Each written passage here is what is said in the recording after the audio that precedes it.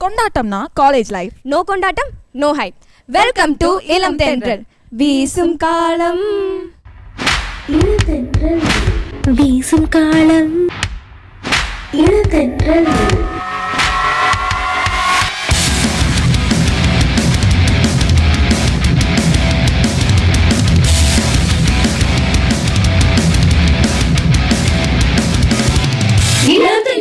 வீசும் காலம். ஸ்வச் பாரத்னு சொல்லிட்டோம். ஸ்வச் பாரத் சாங் இல்லாமையா? அதுவும் தமிழ் வெர்ஷன்ல கேட்கலாமா? கேட்கலாமே.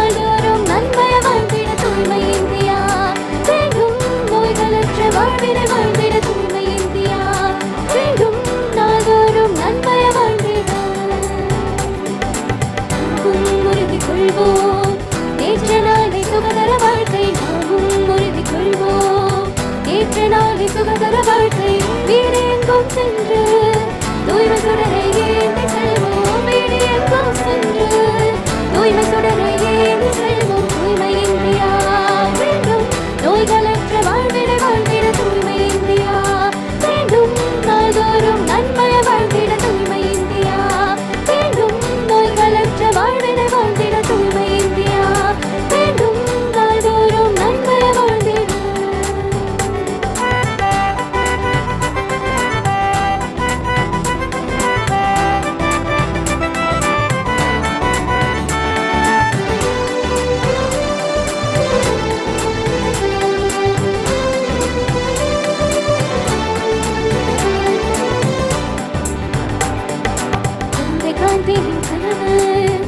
எப்போது நினைவாக வேண்டும் நாடு எங்கு தூய்மை திருவிழாவாய் நடக்கிறது.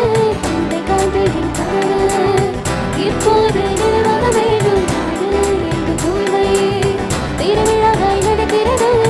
வீடு எங்கும் சென்று தூய்மை சுடரை ஏந்தி செல்வோம். வீடு எங்கும் சென்று தூய்மை சுடரை ஏந்தி செல்வோம். தூய்மை இந்தியா வேண்டும், நோய்களற்ற வாழ்விட வாழ்ந்திட தூய்மை இந்தியா வேண்டும். நாள்தோறும் நன்மைய வாழ்ந்திட தூய்மை இந்தியா வேண்டும். நோய்களற்ற வாழ்விட வாழ்ந்திட தூய்மை இந்தியா வேண்டும். நாள்தோறும் நன்மைய வாழ்ந்திட.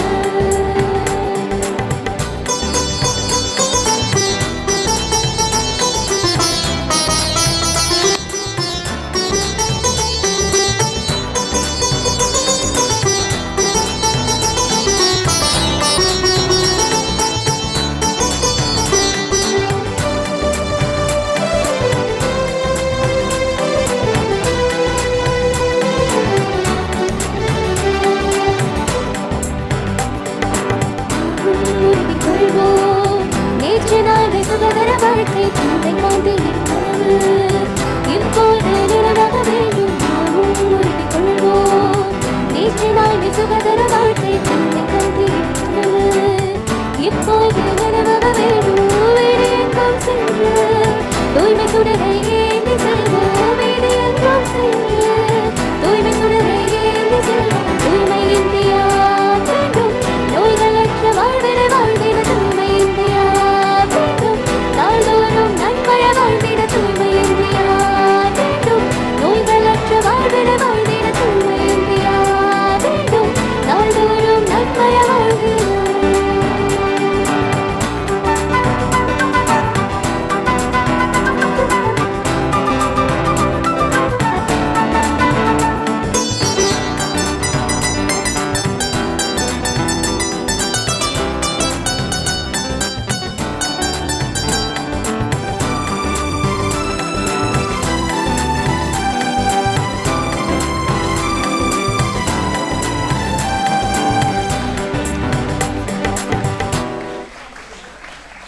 கிளான்லினஸ்க்காக நம்ம பசங்க ஆடினாங்க, பாடினாங்க, பாட்டியை கலப்பிட்டாங்க.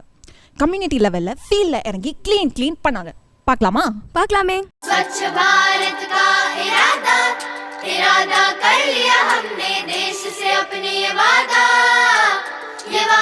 कर लिया हमने. स्वच्छ भारत का इरादा कर लिया हमने, देश से अपने ये वादा कर लिया हमने. स्वच्छ भारत का इरादा कर लिया हमने, देश से अपने ये वादा कर लिया हमने. स्वच्छ भारत का इरादा कर लिया हमने, देश से अपने वादा कर लिया हमने. महात्मा गांधी ने गुलामी की जंजीरों को तोड़कर मां भारती को आजाद कराया. अब हमारा कर्तव्य है कि गंदगी को दूर करके भारत माता की सेवा करें. हमसे निकलेगी स्वच्छता की एक नदी, छल छल छल छल कल कल कल कल एक धुली सी जिंदगी. स्वच्छता की जोत लेकर घर घर जाएंगे, साफ सुथरी रोशनी में सब नहाएंगे. स्वच्छ भारत का इरादा कर लिया हमने, देश से अपनी वादा कर लिया हमने. हर गली अब उन्नति की राह जाएगी, धूप आशा की आंगन आंगन गाएगी. स्वप्न गांधी जी का अब साकार करना है, स्वच्छता का देश में त्योहार करना है.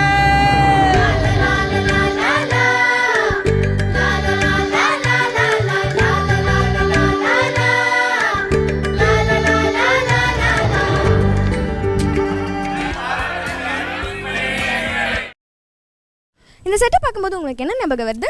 நீ என்ன சொல்ல வரன்னு கரெக்டாக கேட்ச் பண்ணிட்டேன். நம்ம நெக்ஸ்ட் பார்க்க போகிற செக்மெண்ட் தூய்மை தர்பார் தானே. வாங்க நம்ம தூய்மை தர்பார் பார்த்து என்ஜாய் பண்ணலாம். எத்தனையோ வளங்களை கொண்ட நம் இந்திய நாடு வேற்றுமையில் ஒற்றுமை என்ற அமைப்பின் கீழ் பல தொழில்நுட்பங்களில் முன்னேறி கொண்டிருக்கும் நம் பாரத நாடு நிலையாகவும் தொடர்ச்சியாகவும் தூய்மையாகவும் அமைய கொண்டு வரப்பட்ட திட்டமே தூய்மை இந்தியா திட்டம். மக்களில் பலர் வசதியாக இருந்தாலும் தூய்மை இல்லாமல் இருப்பதால் தான் பல தொற்று நோய்களுக்கு உள்ளாகின்றனர்.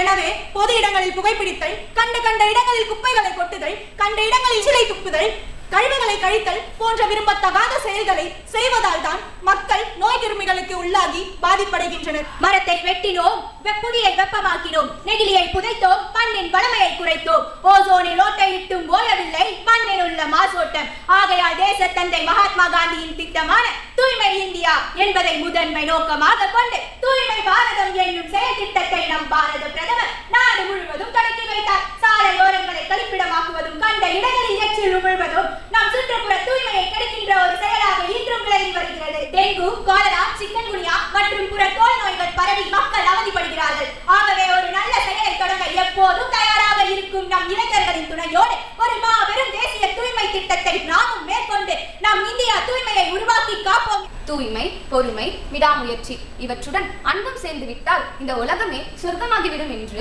விவேகானந்தர் கூறுகின்றார். சுகாதாரமான வாழ்க்கையே ஆரோக்கியமான வாழ்வுக்கு வழிவகுக்கும் என்ற அடிப்படையில் தூய்மையாக இருக்கும் நாடே வளம் பெறும் என்பதோடு பலவித நோய்களில் இருந்தும் நம்மை பாதுகாத்துக் கொள்ள முடியும். தூய்மை தெய்வீகத்திற்கு சமம். ஆனால் இன்றைய காலகட்டத்தில் உள்ள மக்களோ தூய்மைக்கு பெரிதும் முக்கியத்துவம் கொடுப்பதில்லை. சாலைகளில் ஆங்காங்கே குப்பைகளை கொட்டுவது, எச்சில் துப்புவது போன்ற தவறுகளை செய்து வருகின்றனர். அது மட்டுமல்லாமல் மக்கள் எல்லாவற்றிற்கும் நெகிழி பைகளையே பயன்படுத்தி வருகின்றனர். இதனால் நமது நாடு மாசுபடுகிறது. அது மட்டுமல்லாமல் நாம் நிறைய வாகனங்களை பயன்படுத்தி அதிலிருந்தும் வரும் புகை நாம் சுவாசிக்கும் காற்றை மாசுபடுத்துகிறது. நம் இந்திய அரசாங்கம் ஸ்வச் பாரத் என்ற திட்டத்தை அமல்படுத்தியது. ஆனால் இப்பொழுதும் கூட மக்கள் அதற்கு முக்கியத்துவம் கொடுப்பதில்லை. மக்கள் குளங்களிலும் ஏரிகளிலும் குப்பைகளையும் கழிவுகளையும் கலக்கின்றனர். இதனால் நமது நீர்வளம் மாசுபடுகிறது. நாம் நம் சுற்றுச்சூழலை பாதுகாக்கவில்லை என்றால் நாம் பருகும் நீர் கூட விஷமாக வாய்ப்புகள் உண்டு. அதனால் நாம் குப்பையை மக்கும் குப்பை மற்றும் மக்காத குப்பை என்று இரண்டாக பிரித்து அப்புறப்படுத்த வேண்டும் மற்றும் நெகிழி பைகளின் பயன்பாட்டை தவிர்க்க வேண்டும். இக்காலகட்டத்தில் நெகிழி பைகள் அதிகமாக பயன்படுத்துவதால் மனித உயிர்களுக்கும் விலங்கு உயிரினங்களுக்கும் பாதிப்பு ஏராளம். நெகிழி பைகள் மக்குவதற்கு சுமாராக 1000 ஆண்டுகள் வரை ஆகும். நெகிழியை புதைத்தால் பூமி மாசடைகிறது, அது எரித்தால் காற்று மாசடைகிறது, நீரில் மிதந்து தண்ணீர் மாசடைகிறது, ஓசோனையும் ஓட்டையாக்குகிறது. ஒவ்வொரு நாளும் ஆயிரக்கணக்கான டன் மாசுக்கள் இயற்கை நிகழ்வுகளாலும் மற்றும் மனித செயல்களாலும் காற்றில் கலந்து அதே நேரத்தில் மனித ஆரோக்கியத்தையும் மோசமாக பாதிக்கிறது. உலக அளவில் உள்ள மொத்த நகராட்சி கழிவுகளில் பிளாஸ்டிக் கழிவுகள் தோராயமாக 10% என்று கூறப்படுகிறது. பிளாஸ்டிக் பைகளை விட துணி பைகள் வலிமையானவை மற்றும் நீடிக்கும். பிளாஸ்டிக் பைகளை விட துணி பைகள் அதிக விலை கொண்டதாக இருந்தாலும் நம் நீண்ட காலத்திற்கு பணத்தை மிச்சப்படுத்துகிறது. நெகிழியை ஒழித்து இந்தியாவை மாசுபாட்டிலிருந்து காப்பது நம் ஒவ்வொருடைய கடமையாகும். சும்மாவா சொன்னார்கள் சுத்தம் சோறு போடும் என்று? சுத்தமாக இருப்பது சரிதான், ஆனால் சுற்றுப்புறத்தை சுத்தமாக வைப்பது அவ்வளவு சுலபமான விஷயம் அல்ல. சுற்றுப்புறம் என இங்கே நான் குறிப்பிடுவது நம் வீட்டைத்தான். வீட்டிலிருந்து தானே சுற்றுப்புறம் தொடங்குகிறது. வீட்டை சுத்தமாக வைப்பது அவ்வளவு சுலபம் அல்ல. முடிவே இல்லாத வேலைகள் அவைகள். பொதுவாக சமையலறை, தரை, மேடை மற்றும் கழிவறை போன்றவற்றை நாம் சுத்தப்படுத்துவதை வாடிக்கையாக வைத்திருப்போம். எனவே சுத்தமான சுற்றுப்புறத்தை உருவாக்குவதும் தூய்மையான இந்தியாவை வளர்ப்பதும் ஒவ்வொரு இந்திய குடிமகனின் அடிப்படை கடமைகளாகும். வீட்டை தூய்மையாக வைத்திருப்பதில் கவனத்தை செலுத்தும் மக்கள் தம் சுற்றுச்சூழலையும் தூய்மையாக வைக்க கவனத்தை செலுத்த வேண்டும். துர்நாற்றம் வீசுகின்ற கழிவுப் பொருட்கள் மற்றும் காவாய் கழிவுகளை தேங்காதவாறு பார்த்துக் கொள்ள வேண்டும். தூய்மை இந்தியாவே நம் எதிர்கால இந்தியா. தூய்மை என்பது தனி மனிதனில் இருந்தே தொடங்குகிறது. தனி மனிதன், குடும்பம், சமூகம், நாடு சார்ந்த தூய்மையை முன்னெடுக்க வேண்டியதே அவசியம். சுற்று தூய்மை நம்மை நோய் நொடியிலிருந்து காக்கும். குப்பை கூலங்களை அவ்வப்போது குப்பை தொட்டியில் போடுவது, கழிவுநீர் தேங்காமல் தெருக்களை பராமரிப்பது, கழிவுநீர் குப்பையில் போடாமல் இருத்தல் போன்றவற்றை நாம் சரியாக கடைபிடித்தாலே சுற்றுச்சூழல் தூய்மையாக இருக்கும். நோய் இல்லாத வாழ்வு வாழ நம் சுற்றுச்சூழலை தூய்மையாக வைத்திருக்க வேண்டும். பூமி நமது வீடு, அதை காப்போம். ஒரு மரத்தை நட்டு ஒரு உயிரை காப்பாற்றுங்கள், சுற்றுச்சூழலை காப்பாற்றுங்கள். சொல்லுதல் யாருக்கும் எளிய, அறியவாம் சொல்லிய வண்ணம் செயல் என்னும் வள்ளுவரின் குரலுக்கு ஏற்ப பாரத நாட்டின் பிரதமர் அவர்கள் தானே முன்வந்து துறப்பத்தை எடுத்து சுத்தம் செய்து தூய்மை இந்தியாவை படிப்பதற்கு தன்னையும் இணைத்துள்ளார். நாடு முழுக்கம் உள்ள அனைத்து மாநிலங்களும் அனைத்து நகரங்களையும் அனைத்து கிராமங்களையும் மாற்ற நாம் ஒன்று சேர்ந்து பாடுபடுவோம். நோய் நாடி நோய் முதல் நாடி அது தணிக்கும் வாய்நாடி வாய்ப்பு செயல். சுத்தமான சுகாதாரமான வாழ்க்கை சூழலை வாழ தூய்மை இந்தியா இயக்கம். ஒரு கை தட்டினால் ஓசை வருவதில்லை, ஒரே மரம் தோப்பாவதில்லை, ஒரே வீடு ஊராவதில்லை, எல்லோரும் கூடி கூட்டினால் தூய்மை இந்தியா இயக்கம் சிறப்பாகும். அண்ணல் காந்தி மகானின் 150வது பிறந்த நாளில் அவர் கண்ட தூய்மை பாரதம் நிறைவேறினால் நமக்கு நிம்மதி ஏற்படும். எதிர்கால சந்ததியினருக்கும் தூய்மையான காற்றை சுவாசிக்கும் யோகம் உண்டாகும். வீட்டுக்கோர் மரம் வளர்ப்போம், வீட்டுக்கோர் கழிப்பிடம் கட்டுவோம், உறுதி எடுப்போம், வெட்ட வெளியின் மனக்கடிப்பை ஒழிப்போம் என மனிதன் நினைத்தால் முடியாதது எதுவும் இல்லை. புரியாதவர்களுக்கு புரிய வைப்போம், பாமரனுக்கு உணர வைப்போம்.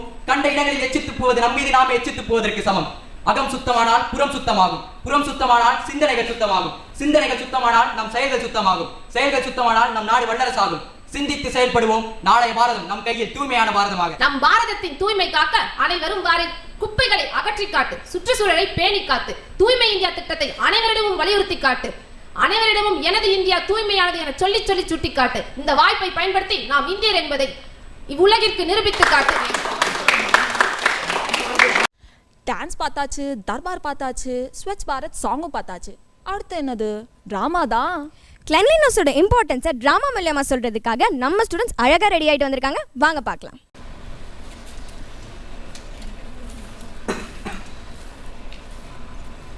யோ எந்திரியா, பெருகிற கண்ணு தெரியல, கால கத்த நடந்து உட்கார்ந்து இருமிக்கிட்டு இருக்க, ஒரு வேலைக்கு கூட போறது இல்ல. ஏய் நிறுத்திடி, பெருக்காலாம் பெருக்கு.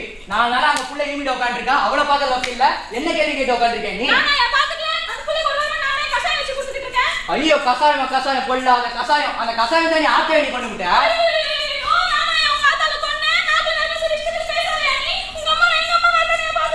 அழுது நடிக்காத நீ, உன் குடும்பமே ஒரு நாடக குடும்பம் தானே. அப்படிதான் பேசுறேன். ஏய் என்ன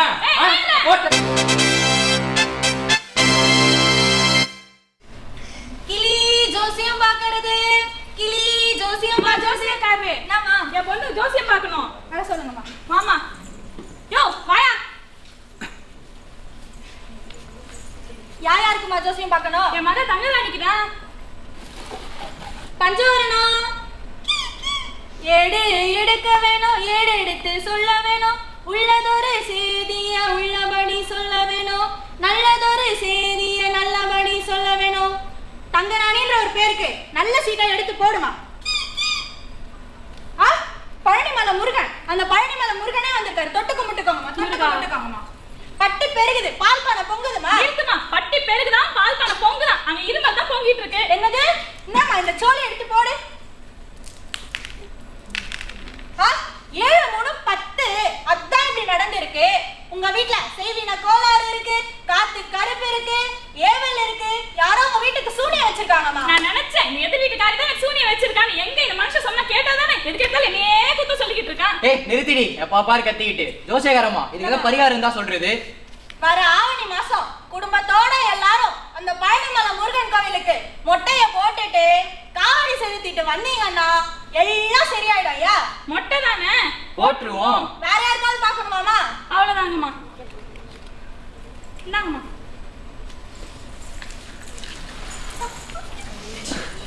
கிளி ஜோசியம் பாக்குறது.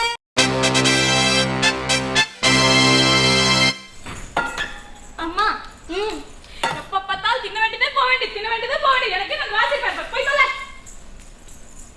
அப்பா யாரும் இல்ல. ஐயோ யார் இந்த பொண்ணு காலையில வீட்டு மேல நின்னு அசிங்கப்பட்டு இருக்கு. நேத்து நான் மாத்தா எடுத்து வீட்டு மேல குப்பைய கொட்டி நீங்க அசிங்கப்பட்டு ஏஞ்சி போடி. அம்மா எடுத்துட்டு காரி அடிச்சிட்டா. அவ மார்க்கமா தான் சுத்திக்கிட்டு இருக்கா. எவனே அவ பொண்ணு அடிச்சது? நான் தான் அடிச்சேன். ஏன்டி அடிச்ச? ஆமா நேத்து வந்து நீ வீட்டு மேல குப்பைய கொட்டவே நீங்க பொண்ணு வந்து அசிங்கப்பட்டு போய் பாத்துட்டா இருப்பாங்க. தூக்கி வச்சு கொஞ்சிட்டு இருப்பாங்களா? மூஞ்சி மகரே பாரு. மூஞ்சி மகரே சொன்னா அவள சொல்லிட்டேன். என்னடி பண்ணுவ? யோசிக்காரங்க வந்து எல்லாமே சொல்லிட்டாங்கடி. நீ தான் சூனி வச்சு மாமியார் கொண்டு இருக்க. கரவேப்பில கொத்து மாதிரி ஒரே ஒரு பொம்பளை பிள்ளை பெத்துச்சு. அதையும் அடிச்சே கொண்டுலாம் பாத்துறியா நீ? என்னது ஜோசியக்கார சொன்னாங்க நான் வந்து உங்க மாமியாருக்கு சூனி வச்சு கொண்டுனம்மா. ஓ அப்படி நான் சூனி வச்சு நீ பாத்தியா? இந்த போடி. ஏதோ பஞ்சாயத்தாம்பா. என்னப்பா பஞ்சாயத்து? தெரியலையேப்பா. இது சண்டையா தான் இருக்கும். வாங்க போலாம். வாங்க போய் பார்க்கலாம். நடக்க போகுது. என்னவோ நடக்குது. நம்மளும் என்ன நடக்குது? தலைவர் வந்தாருப்பா. வணக்கம் எல்லாம் உட்காருங்க. என்னப்பா எல்லாரும் வந்தாச்சா? அடுத்து ராமசாமி வரல, குப்புசாமி வரல, புது பஞ்சாயத்து இருக்காதீங்க. என்னம்மா பஞ்சாயத்து? என்னத்தையா சொல்லுவேன். இன்னைக்கு எங்க வீட்டுக்கு ஜோசியக்காரம்மா வந்தாங்கயா. வந்து எங்க வீட்டுல சூனியம் இருக்கு, அந்த எதிர் வீட்டுக்காரி தான் எனக்கு சூனியம் வச்சிருக்கான்னு சொன்னாங்கயா. கருவேப்பில கொத்து மேல ஒரே ஒரு பொம்பளை புள்ளைய பெத்து வச்சிருக்காயா. அதே அடிச்சே கொன்னுறாயா. மாமியார கூட கொன்னுட்டாங்கயா. எனக்கு வீட்டு மேல ஒரு கிரியா இருக்காயா. என்னம்மா உன்னை பார்த்து எப்படி சொல்றாங்க? ஐயா நீங்களே கேளுங்க ஐயா. காலையில ஆனா வீட்டு முன்னாடி வந்து குப்பைய கொட்டுறா ஐயா. அவங்க பொண்ணு வந்து வீட்டு முன்னாடி அசிங்க பண்ணுது ஐயா. அவங்க மாமியாருக்கு வந்து சூனி வச்சு நான் தான் சொல்றேன். ஏம்மா எப்படி சொல்றீங்க? ஜோசியக்காரம்மா சொன்னாங்களையா. என்ன சொன்னாங்க? இவதான் சூனியம் வச்சு மாமியார கொன்னான்னு சொன்னாங்களே. ஐயா கோயில் பூசாரி நான் ஒரு விஷயம் சொல்ல விரும்புறேன். சொல்லுப்பா. இந்த அம்மா சொல்ற மாதிரி இது பில்லி சூனியமே கிடையாது, காத்து கருப்பு கிடையாதுயா. இது ஆத்தா குத்தமையா. 15 வருஷமா நடந்த ஊர் திருவிழா கடைசி 4 வருஷமா நடக்கவே இல்லையா. ஆத்தா குத்தமாயிடுச்சியா. அதனால இப்ப நான் என்ன சொல்லணும்னா ஊர்ல இருக்க எல்லாரும் தலைக்கட்டு 200 ரூபாய் போட்டு இந்த வருஷம் ஊர் திருவிழா ஜாம் நடந்தா ஊர்ல இருக்க எல்லா பிரச்சனையும் தீர்ந்துருவையா. அவ்வளவுதாங்கய்யா. பூசாரி ஒரு வார்த்தை சொன்னாலும் திரு வார்த்தையா சொன்னாருங்க ஐயா. அப்புறம் என்னப்பா தலைக்கட்டு 200 ரூபாய் எல்லாரும் போட்டு ஊர் திருவிழா ஜாம் நடத்திடுவோமா? இனிமே தான் சண்டை போடாதீங்கம்மா. பஞ்சாயத்து கலையட்டும்.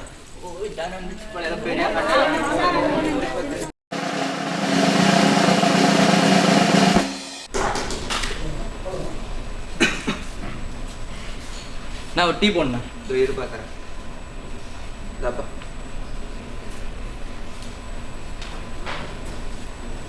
என்னப்பா தம்பி சோகமா இருக்க? அது ஒண்ணும் இல்லக்கா, இந்த சீக்கு பிடிச்ச ஊரை விட்டு நான் வேற ஊர் போலான்னு இருக்கேன். ஏன்பா? ஏதோ ஆத்தா குத்தோனாங்க, அதனால திருவிழா நடத்தினாங்க. திருவிழா நடத்தினா எல்லா நோய் நொடியும் சரியாயிடும்னாங்க. ஆனா ஒரு வாரமா என் புள்ள அங்க வீடு உட்காந்துருக்கா. என் பொண்டாட்டிக்கு உடம்பு சரியில்லை, எனக்கு வயிற்றுல புண்ணு. அதனால இந்த சீக்கு பிடிச்ச வேற ஊரை விட்டு வேற ஊர் போலான்னு இருக்கேன்க்கா. அவ்வளவுதானாப்பா? நான் கூட என்னவோ நினைச்சேன். இங்க வாங்க, இங்க பாரு. வீட்டு முன்னாடியே குப்பையெல்லாம் கொட்டி வச்சிருக்கீங்க. குப்பையை குப்பை தொட்டியில தானப்பா போடணும்.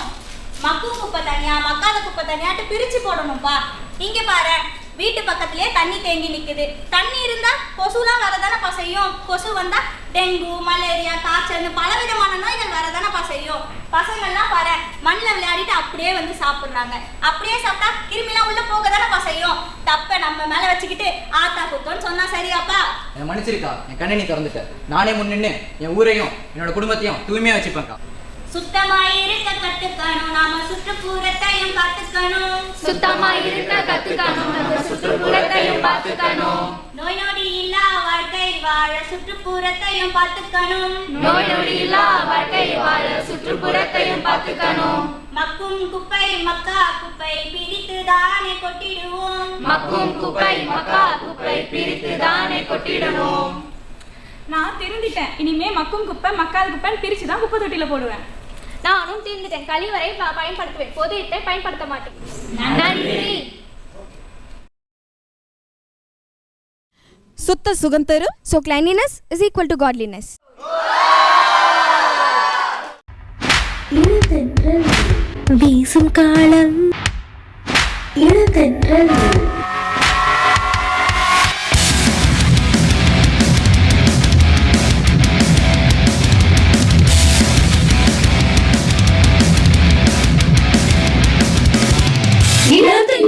வீசும் காலம்